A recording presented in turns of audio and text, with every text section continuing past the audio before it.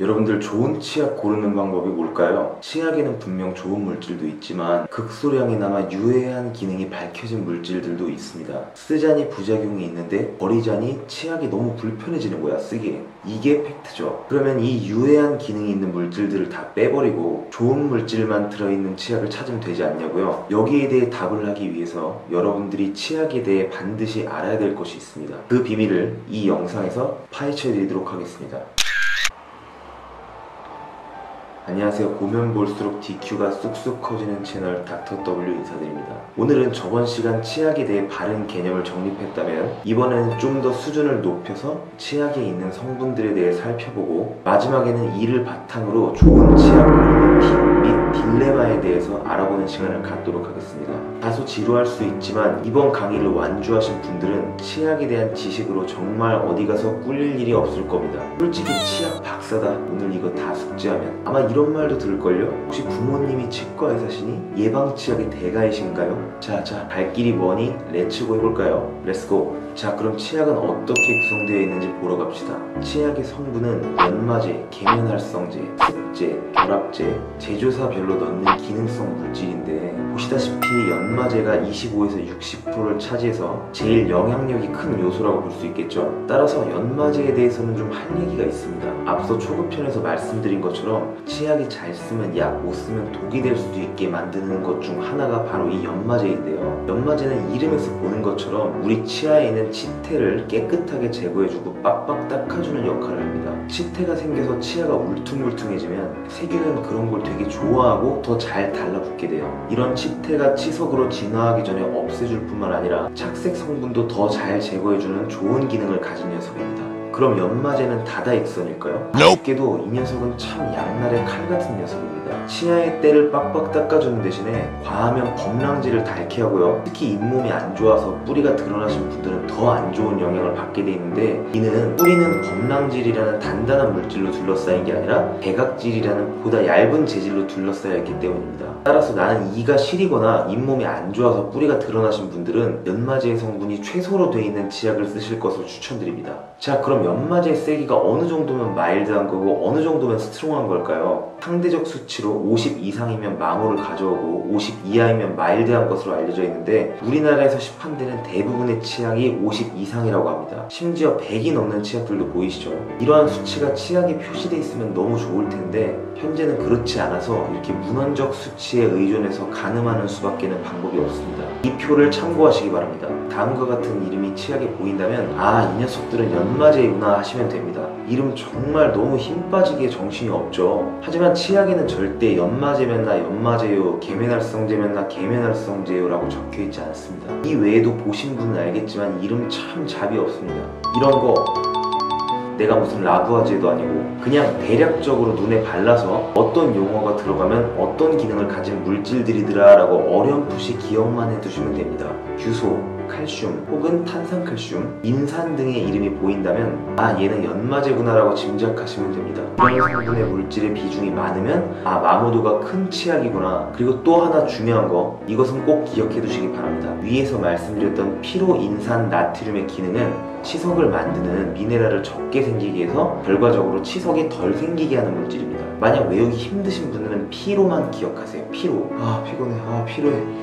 치석이 피로해서 안 생기게 도와주는구나 라고 기억해 두시면 됩니다. 넘어가서 그리고 알갱이 페이스트에 대한 얘기를 잠깐 하고 넘어가도록 하겠습니다. 치약에서 알갱이가 느껴지는 페이스트 치약들 있죠. 그 성분이 눈치채셨겠지만 바로 연마제입니다. 알갱이가 플라스틱으로 되어 있는 경우가 있는데 미세 플라스틱인 폴리에틸렌, 폴리프로필렌 등으로 되어 있는 치약은 가급적 피하시고 탄산칼슘이나 인산삼칼슘 등이 들어있는 치약들은 괜찮다고 보시면 됩니다. 자, 두 번째로 논란이 되고 있는 계면활성제. 계면활성제는 쉽게 말해서 세제입니다. 함량은 별로 많지는 않았지만 이에 대한 말들이 참 많죠. 양치하고 귤 먹으면 막 최악이죠. 막 엄청 쓰죠. 텁텁하고 입도 마르는 것 같고 이런 느낌이 들게 하는 것이 바로 치약에 있는 계면활성제 때문인데요. 그럼 이 계면활성제를 굳이 왜 치약에 넣느냐가 궁금해지시겠죠. 우리가 빨래를 할 때 세제를 넣는 이유는 때를 유하게 해서 잘 부유시켜서 잘 씻겨내려가게 하기 위함이었죠. 마찬가지로 양치를 할 때 입에서 거품이 생기게 하며 잘 닦이지 않는 침착물, 색소, 치태 등이 잘 씻겨내려가기 위한 기능을 가진 것이 이 계면활성제입니다.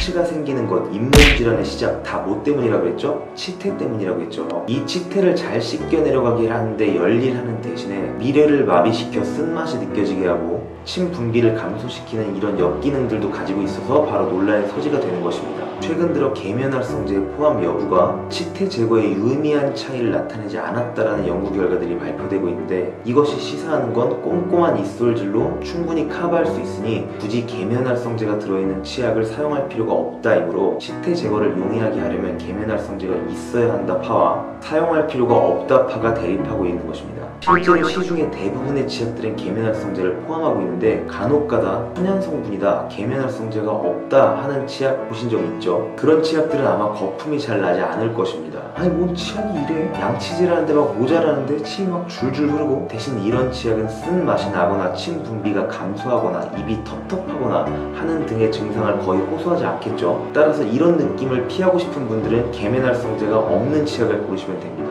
하지만 계면활성제의 도움 없이 치태를 깨끗하게 제거하려면 보다 꼼꼼한 이솔질이 전제가 되어야 한다는 점 꼭 명심하시기 바랍니다. 자, 그러면 이 치약에 계면활성제를 포함하는지 하지 않는지를 알려면 계면활성제가 치약에서 어떻게 표시되는지를 알아야 되겠죠? 계면활성제 역시 친절하게 치약에 나 계면활성제요 라고 적혀있지 않습니다. 정말 대중적으로 치약에 쓰이는 계면활성제 성분이 SLS라는 녀석인데 소듐 라우릴 설페이트의 약자입니다. 그 외에도 SDS, SLES 등이 있는데 공통적으로 앞뒤가 SS로 끝나고 있죠.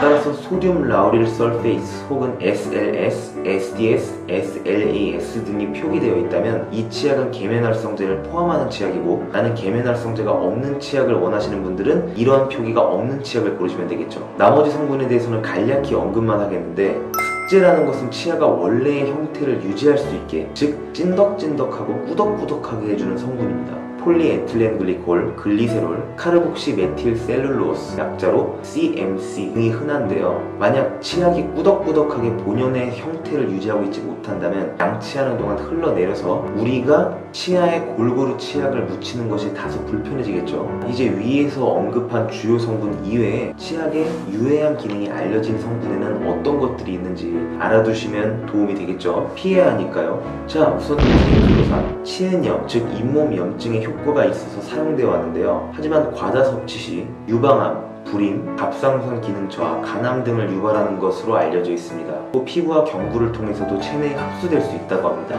트리클로산은 논란이 이렇게 커지면서 2016년부터는 국내에서 사용이 자제되어 왔습니다. 여러 논문들에서도 말하듯이 치은염과 치태 제거에 효과가 있는 것은 분명히 맞지만 그것의 부작용에 대해서는 연구가 더 이루어져야 한다가 세계적인 대세입니다. 패스하는 것이 좋겠죠. 메틸파라벤, 프로필파라벤, 부틸파라벤은 치약에 있는 방부제 성분인데요. 호르몬 분비를 교란시켜 남성은 생식기 장애, 여성은 유방암을 일으킬 수 있다는 연구 결과가 있습니다. 치약 오래 살게 하려다 내가 오래 못 살 수 있으니 감미료는 사카린, 수크랄로스라는 이름으로 되어 있습니다. 뭐 이름이 달라질 수는 있으나 이런 비슷한 말이 들어가 있으면 합성 감미료로 보시면 됩니다. 이들은 치약의 본연의 쓴맛을 없애기 위해 추가된 것들인데 가급적 없는 것이 좋겠죠. 다음으로 가습살균 보존제인 CMIT, MIT입니다. 미국에서도 15ppm 이하이면 사용할 수 있도록 하지만 저라면 제 가족 및 친구들에게 가급적 이 성분이 없는 치약을 권하고 싶습니다. 패스! 타르는 치약에 있는 합성 색소인데요. 소화효소 작용을 억제하고 간이나 위 등의 장애를 일으키며 암 유발 기능이 보고되고 있습니다. 글리세린 소르비톨은 위에서 말씀드린 습제인데요. 탄생에서 죽음까지 건강한 치아를의 저자인 미 퍼퓨대 제럴드 저드 교수에 따르면 치약에는 잔류하기 쉬운 글리세린이라는 성분이 들어가 있는데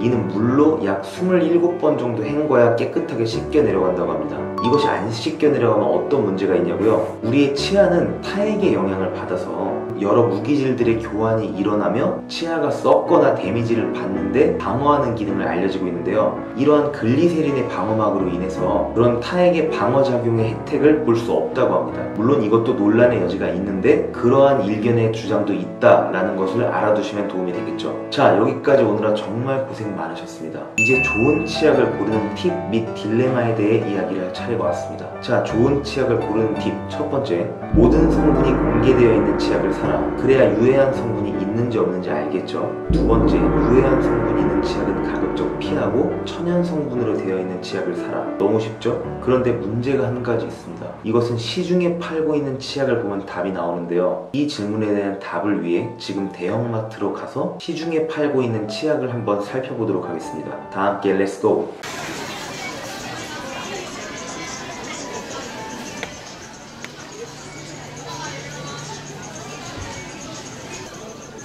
이렇게 좋다는 덴티스트의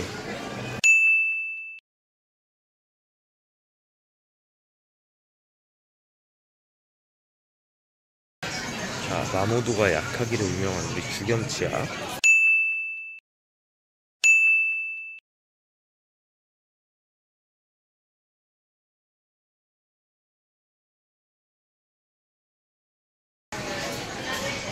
옛날 호랑이 연구 아닌가?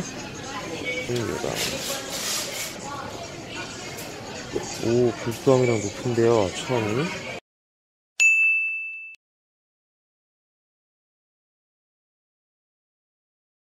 아니면 천연 나이도 있어요. 아, 네, 감사합니다. 정말 친절하시네, 정말. 오, 프로폴리스 함유 치약이라고 합니다. 역시 좋은 기능은 다 써놨고요.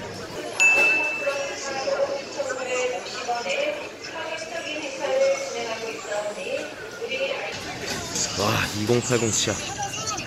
수명 지렸다. 이거 아니야? 아니 이거 아니야. 완전 하얀색이었어요. 근데 그거는 아예 약국에서 파는 건데. 써볼까? 그래. 두 개밖에 안 줬어. 이거 세 개.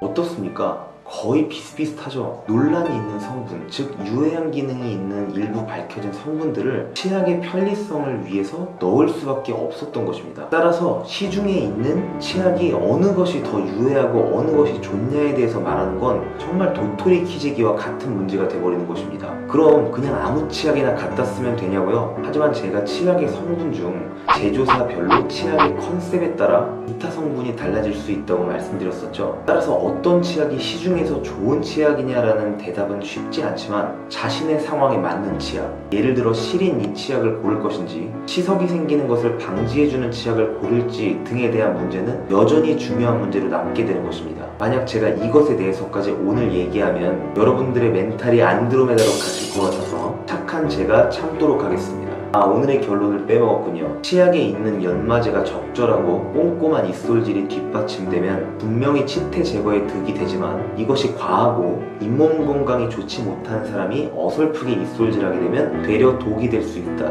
치약에 있는 성분 중에는 부작용이 알려져 있지만서도 치약의 편리를 위해 어쩔 수 없이 넣다 보니 시중에 파는 치약들의 성분들의 차이가 크지 않아서 좋고 나쁜 치약을 확실히 고르는 것은 사실 큰 의미가 없다. 따라서 기능에 따라 나에게 맞는 치약을 고르는 것이 중요한데 이에 대해선 다음 시간에 말씀드리도록 하겠습니다. 오늘 고생하셨습니다.